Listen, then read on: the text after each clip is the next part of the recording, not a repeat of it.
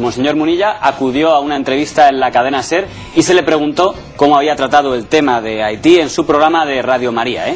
Vamos a escuchar el fragmento entero para luego poder comentarlo, pero esto fue lo que de verdad dijo.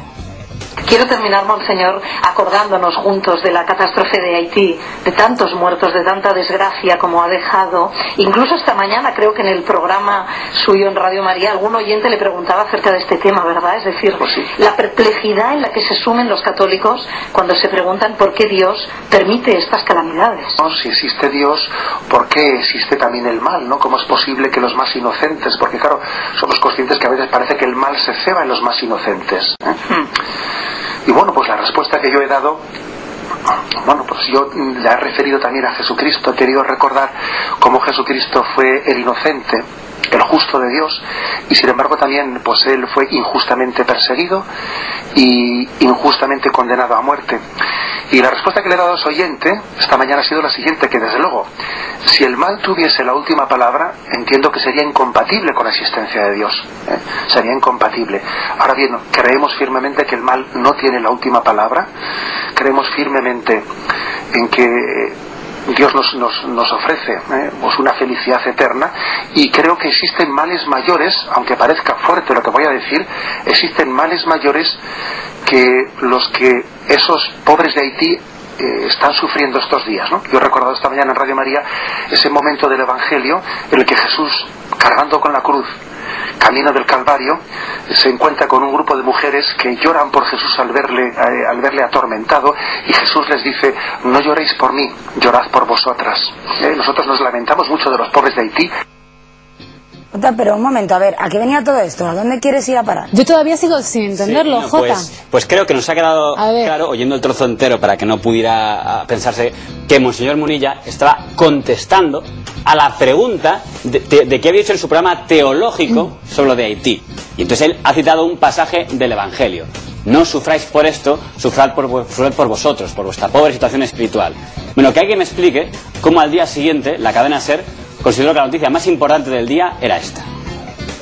Las principales noticias que les venimos contando esta mañana. Por cierto, atención a las palabras del obispo Munilla en la SER sobre Haití. El nuevo prelado de San Sebastián ha dicho en La Ventana que la crisis moral de España es peor que el terremoto del Caribe. Bueno, pues es una prueba más de que a veces los jerarcas de la Iglesia no son conscientes de lo lejos que están de la sensibilidad de los ciudadanos, ¿no? Yo siempre he tenido muchas dudas en relación si existe o no vida extraterrestre. Cuando oyes al señor Munilla te das cuenta que no, que existe, y es él uno de los enviados a la Tierra. Yo creo que es que el problema es que la jerarquía católica, no solamente la española sino en general, está muy alejada de este mundo. Es decir, ha perdido el norte hace mucho tiempo, está muy lejos de la Iglesia de los pobres.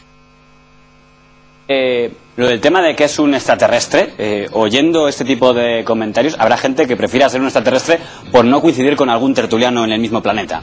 Lo triste es pensar que al día siguiente de una catástrofe, en vez de dedicar su tema a la solidaridad con las víctimas, prefieren aprovechar y utilizar las víctimas con tal de meterse con la Iglesia. Vamos a ver exactamente lo que se dijo en el tablón, En la frase del señor Munilla era, recordando la cita de no lloréis por mí, llorad por vosotros, también deberíamos, igual que lloramos por ellos, llorar por nuestra pobre situación espiritual. Que alguien me explique cómo eso se convierte en la cadena SER en haber dicho: la crisis moral de España es peor que el terremoto de Haití, cuando yo no he oído la palabra España en todo el comentario del señor Munilla.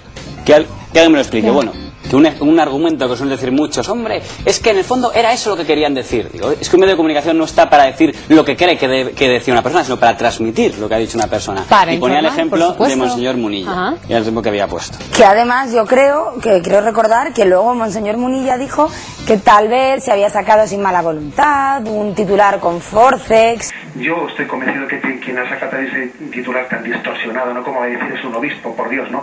Quien ha sacado ese titular, yo no creo que haya tenido mala intención.